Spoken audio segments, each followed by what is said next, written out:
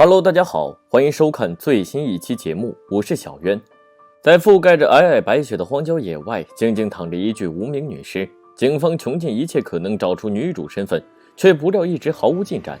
调查陷入僵局之际，女主身上一张隐藏得很深的火车票引起法医的注意。可这张火车票和女主的身份根本毫无关联，那双罪恶之手的主人究竟是谁？仅仅凭借一张不相关的火车票，警方就能够查出真凶。火车票为何会以如此奇怪的形式出现在女主身上？直到今天，警方依然无法给出准确答案。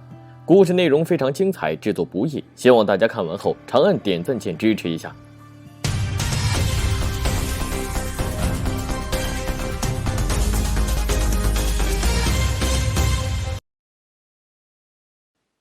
故事发生在2015年冬季的中国吉林通化。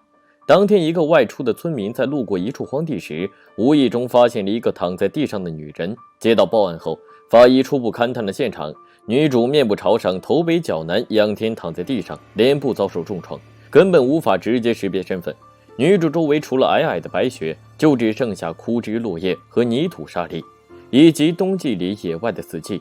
进一步勘查，她身上衣服虽然凌乱，但却完好无损，身上没有明显刀痕，唯独颈部有类圆形的表皮剥落，不难看出女主生前遭遇恶警杀害，因为机械性窒息而去世。同时，法医在女主手腕处发现了环状勒痕，除了这2处明显伤痕外，法医并没发现挣扎伤，所以她大概率是自愿配合凶手的捆绑。根据经验，警方怀疑凶手最初的目的应该是劫财，只要乖乖交出钱财，绑好自己，那就放你一马。可不料最后改变主意，痛下毒手。只对天空的脸庞或许动了上天的恻隐之心，不忍心在坡下大雪破坏女主身后的那条拖痕。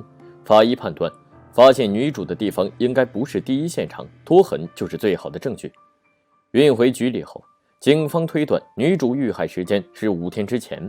她的上衣翻卷至胸口上方，下半身只剩下一条内裤，脚上没穿鞋袜，说明女主遇害前曾遭遇性侵犯。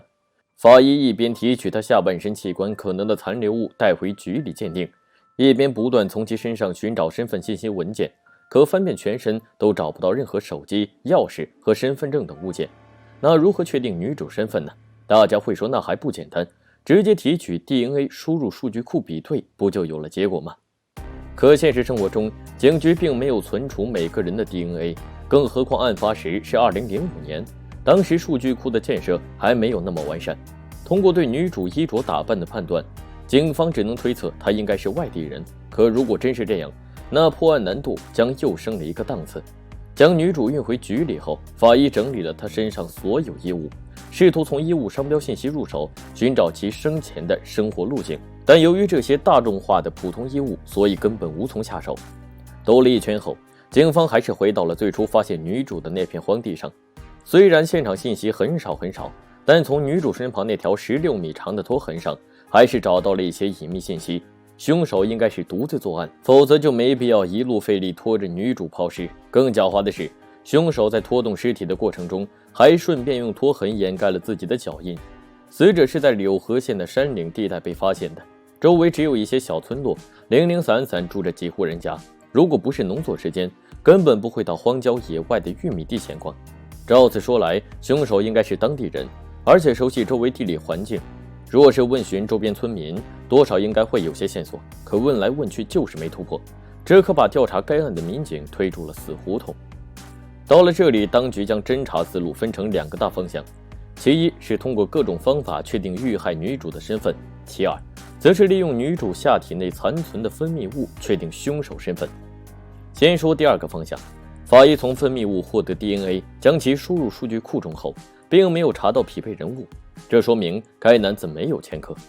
随后抽查案发地周边村庄男性的 DNA， 对比他们的外染色体的相近程度，试图以此将范围缩小到家族，再顺藤摸瓜找到凶手。但这项工作十分繁杂，而且很耗时间。可为了抓住凶手，该做的还是要做的。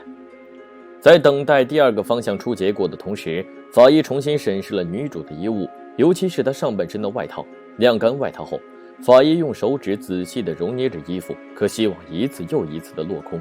突然之间，法医有了新发现，外套上面有个装饰性的假兜，小的只能伸进一个手指。顺着假肚一捏，居然发现有张被折叠的小纸片。剪开假肚一看，它居然是张火车票。火车票出发点是沈阳市，终点站是营口市的熊丘城，两个地点都在中国辽宁省内。然而，火车票的主人并不是女主，而是一个名字叫做赵某的男子。车票上两个地点也不是发现女主遇害的地方，但警方觉得女主的遇害肯定和火车票主人存在某种联系。很快，一些不太正常的事情就进入警方的眼中。赵某车票的发车方向是熊丘城，可监控中赵某实际坐的车却是相反方向的通化，而通化恰恰是发现女主遇害的地方。种种迹象表明，赵某很可能就是凶手。可车站工作人员表示，赵某当天其实并没有去通化，一切原因是赵某购买的班车误点，临时停在了开往通化方向的那个站台。打个比方来说，就是火车站有 A、B 两个站台，我原来要在 A 站台上车回家，结果因为特殊原因我在 B 站台上车，但我坐的这趟车依然是开往我家的方向，只不过单从监控来看，外人会以为我进入 B 站台后坐上了与我家相反方向的列车。可即使如此，警方还是没有停止调查赵某，毕竟他的车票怎么会平白无故出现在女主身上？不管3721，先把这个赵某请回局里喝几杯茶先。坐在审讯室里，戴着手铐的赵某不停喊冤：“我真是清白的，我根本就不认识女主。那天我从火车站出来后就直接回家了。至于为何我的车票会出现在死者那里，你问我，我问谁？可能是他捡到的。因为那天从站台出来后，我就随手将车票丢在地上。”看着赵某那比窦娥还冤的表情，警方依然半信半疑。本以为找到火车票主人，案件就能水落石出，可不料赵某的口供似乎又将调查打回原地。然而天网恢恢，疏而不漏。就当调查该案的警员准备离开赵某生活的县城时，当地一位刑警透露，他有个朋友的妹妹离家出走，至今下落不明。听到他对失踪者的描述，警员将女主的衣着打扮发了一份给他，让他们家人辨认。不料他们失踪的妹妹就是遇害的女主。女主是个叫做黄某的单身母亲，此前一直没有固定工作，偶尔做点小生意，但这人非常喜欢打麻将。提取黄某家中的 DNA 对比遇害女主的 DNA 后，警方确定两者就是同一人，而且赵某和女主也没有生活交集。如此说来，可以暂时排除第一嫌疑人赵某。确定遇害女主身份后，那第一件事就是排查她的周边关系，找出可疑人物。女主妹妹告诉警方，姐姐此前在打麻将时认识了一个叫做林某的男人，后来两人还发展成恋人关系。可对于这两人亲戚是强烈反对，因为林某不但比女主小12岁，而且还整天游手好闲，就算你不为自己考虑，那也得为你女儿考虑。在警局里，林某交代自己此前的确和女主相见，那天他说要和自己分手，说要和他在沈阳的新男友过好日子，所以希望自己不要再纠缠他了。林某还表示，在女主离开后，自己还打了3个电话给她，可一直都无人接听。那林某说的是真的吗？对此，女主的家人表示，姐姐根本没有什么新男友，或许所谓的新男友只是女主提出分手的一个借口。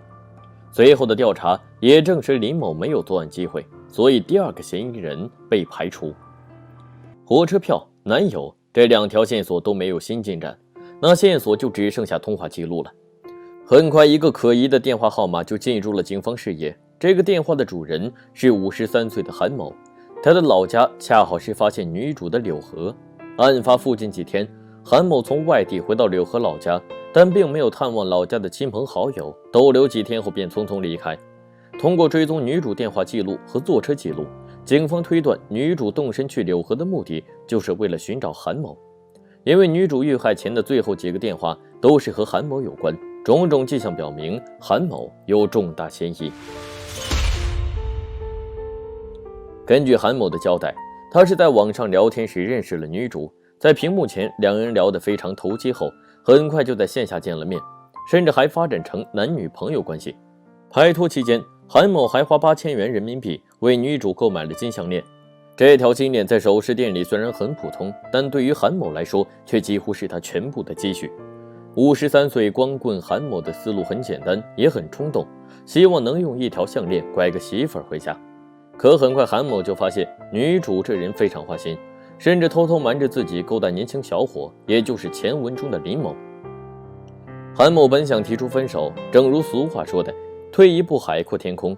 可一想到那白花花的8000块，韩某就越想越气。他觉得最少应该把项链要回来，不然头上这顶绿帽可就戴得太晕了。为了顺利拿回金项链，韩某心生一计，发信息告诉女主说自己父母想见她，顺便送她一些见面礼。听到这话的女主便立即答应了韩某。按照计划，两人将一起坐车前往沈阳，但韩某觉得两人走在一起目标太明显了，便先行赶到柳河，然后让女主自己搭乘前往柳河的班车。两人在柳河会合后，韩某雇了一辆黑出租车向偏僻的山岭开去。车上韩某各种甜言蜜语，说自己父母是多么想和未来的儿媳妇见面。可行车到半路，由于山路狭窄和下雪路滑的原因，车辆无法继续前行。于是韩某便带着女主走路进山。在路上时，两人还做了一次热身运动。10几分钟后，女主越走越觉得不对劲。这时韩某开始翻脸，说出了自己的真实目的。可女主当时身上并没有随身携带项链，提出用银行卡还钱的要求，还同意韩某用绳子将自己绑起来。女主本以为交钱后就能平安无事，可不料等待她的是黑夜中的死神。种种铁证之下，韩某也承认了自己的犯罪事实。案件讲到这里似乎已经结束了，毕竟警方揪出凶手这一最大的目的也达到了，可还有个谜团却依然未解。为什么女主会在地上捡起他人的火车票藏在自己身上？难道女主早就预见自己会遭遇危险吗？但可以确定的是，如果没有这张火车票，警方就不会顺着这条线索在其他地方调查，更不会刚好就碰到那个说自己朋友家人失踪的刑警。上天似乎在冥冥之中安排好了一切，有因必有果。就如此前传的沸沸扬扬的梦境擒凶案，我是小渊，我们下期再见。